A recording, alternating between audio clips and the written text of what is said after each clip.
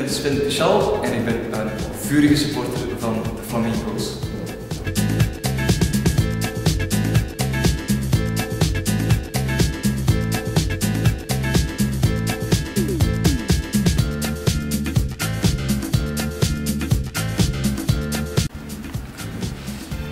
Waarom dat ik vrijwilliger geworden ben in een horecavereniging, dat is natuurlijk in de eerste plaats omdat ik zelf homo ben. En omdat ik helemaal in het begin, toen ik dat ontdekte, ik was toen 16, 17 jaar ongeveer, dat ik daar wel heel even moeilijk mee heb gehad. Omdat ik het heel fijn vond dat er toen al een jongerengroep bestond waar ik zelf terecht kon met mijn gevoelens. En waar ik me bovendien ook wel veilig voelde. Ik ging ook met mijn vrienden van de school uit in het jeugdhuis en zo. En ik werd dan verliefd op andere jongens nu en dan, maar dan wist je niet altijd van hoe zou die ook zo zijn en zou ik dat durven zeggen. En als je dan in zo'n jongerengroep komt en je wordt daar verliefd, dan is de kans veel groter dat die andere persoon ook zo is. Dus dat was een van de dingen die ik daar zocht. En al heel snel bleek dat daar wel vrijwilligers gezocht werden en van thuis uit heb ik het zo wel meegekregen om een engagement op te nemen, dus daarom ben ik ook wel vrijwilliger geworden binnen die vereniging. En al heel snel daar heel veel verschillende dingen beginnen doen. Ik wilde bijvoorbeeld dat dat veel bekender werd, organisaties, dus heb ik er ook voor gezorgd dat er in de Antwerpse trams een campagne was over die jongeren. Daarna ben ik ook nationaal bij Wellicht Hetero mee campagne gaan organiseren, mee aandacht gaan vragen bij politici, mee nog zelfs, want ik ben al een tijdje actief, mee nog zelfs ervoor gezorgd dat het homohuwelijk er ook kwam en zo. Dus dat waren allemaal dingen die ik gewoon mee, waar ik mee wilde trekken dat die er kwamen. Dus het was vooral om andere mensen te geven wat ik zelf gevonden had in die groep. Daarom vooral.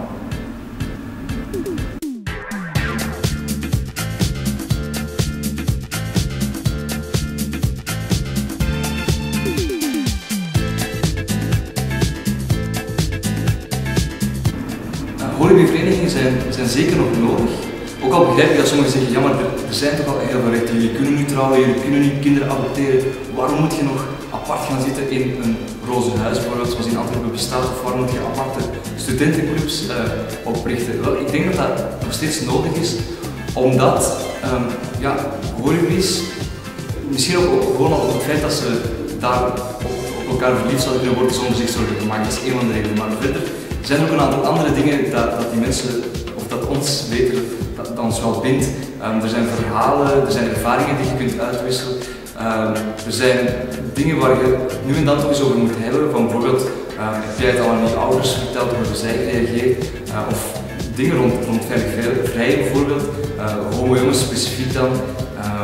We moeten toch veel meer opletten als ze seks hebben, omdat je veel meer kans hebt om SOA's op te lopen, zeker meer kans om HIV op te lopen. Dus het is ook wel goed dat er een plek is waar dat eerlijk over gepraat kan worden en meer informatie over gegeven kan worden. En zo zijn er ook echt wel heel wat andere redenen waarom ik denk dat het goed is dat horeca's die zich willen verenigen, dat die daar een plek voor hebben. Al is dat gewoon om samen fun te maken, om samen vuiven te organiseren, al is dat om nu en dan eens over een serieus onderwerp te praten, al is dat om verliefd te worden, gewoon om elkaar te vinden en daar denk ik ook zelf een beetje sterker van te worden.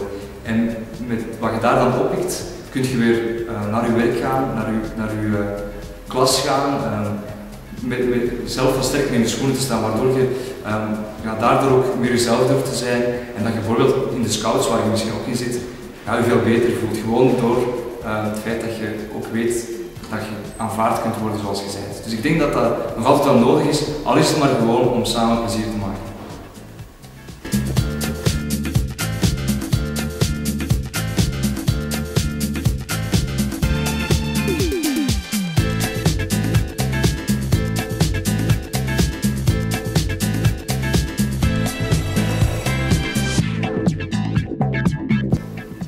Ik heb toen ik student was, 1997, 2000, 3 jaar op een hogeschool, wel een beetje de studentenclub gemist voor horeca's. Dat kwam misschien ook wel een beetje omdat de studentenclub op mijn hogeschool, met alle respect voor die studentenclub, toch wel een beetje macho was. Dat ging echt wel over meisjes en jongens en je moet daar een lief vinden en we gaan samen pinten drinken. En voor mij was dat toen misschien wel wat te heftig, voor mij persoonlijk dan. Ik bedoel zeker niet dat de Flamingo's mietjes zijn of zo, dat zijn ze zeker niet denk ik. Maar ik miste wel zo een studentenclub waar ik me iets beter in thuis voelde, waar ik me misschien wel wat veiliger voelde en waar ik misschien ook wel wat eerlijker kon zijn over hoe ik zelf was. Dus ik heb dat wel gemist. Ik ben toen nog niet bij de studentenvereniging gegaan, omdat ik dat toen echt, ja, dat was gewoon niet mijn wereld, of in die studentengroep toch niet. Dus ik ben wel naar Fuir geweest en naar Kantus en zo, gewoon met vrienden, niet angst op mijn studentenvereniging. Ik vond dat studentenleven wel leuk, maar ik denk dat ik er toch meer van genoten had, mochten de Flamingo's toen al bestaan hebben.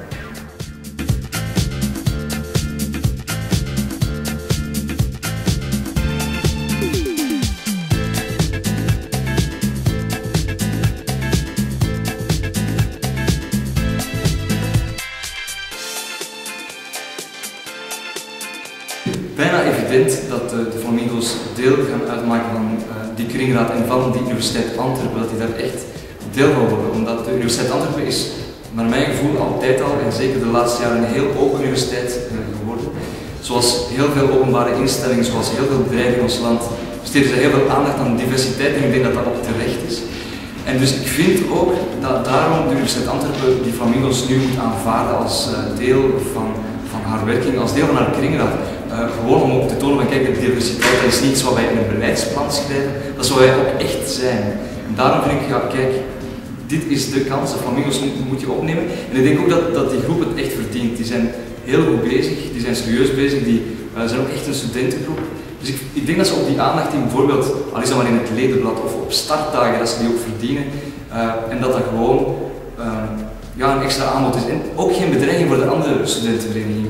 De Flamingo's, dat is gewoon aanvullend. Je kunt lid zijn van de Flamingo's en van een andere studentenvereniging, omdat dat toch nog een specifieke doelgroep heeft.